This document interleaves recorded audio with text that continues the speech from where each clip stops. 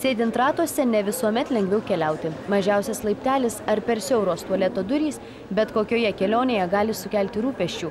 Patirtimis su mumis dalijosi 4 lietuviai, kuriems Maltos ordino kelionė į Lurdą tapo pirmą progą pamatyti užsienio šalis. Jokia agentūra nenorės neįgaliųjų, tai man tada tektų už save kelionę susimokėti ir dar už vaikinuką pasiimti, pavyzdžiui, vieną. Ir man gaunasi tada dvigubą kainą. Ir tam žmogui vargas, ir man nemalonu galbūt prašytų. Čia tiesiog taip yra sugrupuota ir yra helperiai, yra neįgaliukai, piligrimai. Čia man asmeniškai čia pati geriausia kelionė, kur aš galiu mėgautis, nes šiaip aš niekur kitur neišvyksiu. Pagalbininkais, dar vadinamais helperiais, mielai panoro būti keli jaunuoliai iš Lietuvos, sutikę praleisti 2 savaitės kelionėje, padedant visiškai nepažįstamiems žmonėms.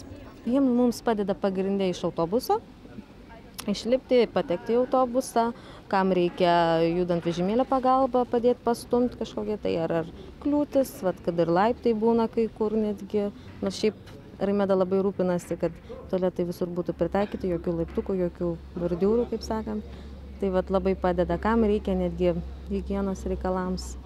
Ar išsimaudyti. Buvo tik pradžiai tas jausmas toksai keistas, kai dar nesibendravęs, dirbęs su tokiais žmonėmis ir tas pirmas toksai įspūdis, o šiaip po to viskas labai natūraliai gaunasi. Šiek tiek, aišku, trūksta ir miego, ir pavargę esam, bet kaip ir darbe esam iš tikrųjų iš kitos pusės, nes turim pareigų, atsakomybę ir rūpinamės. O tas nuovargis, randam laiko ir pailsėti. 2 savaitės, 7 šalys ir dar nematyti vaizdai. Pašnekovai tikina, nuovargis pasimiršta, o noras atrasti naujas šalis tik stiprėja.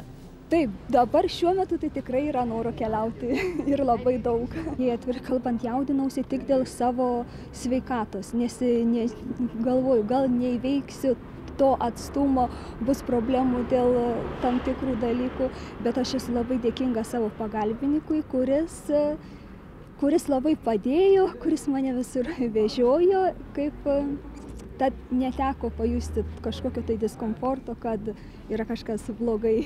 Kas sunkiausia?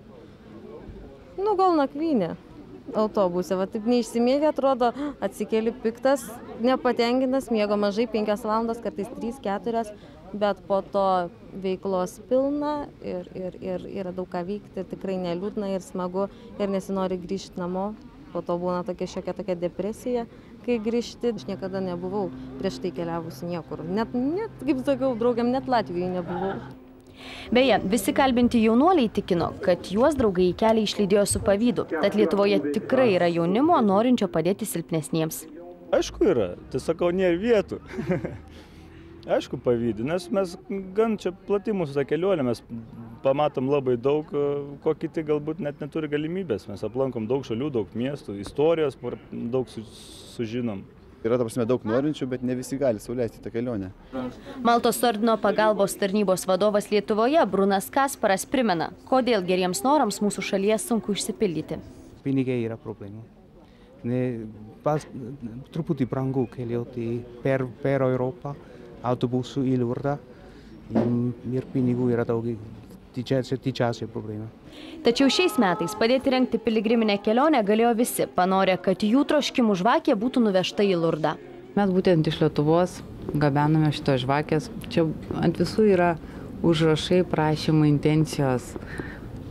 Ką norėtų paprašyti Marijos, mes būtent atvežėme pastatyti jas.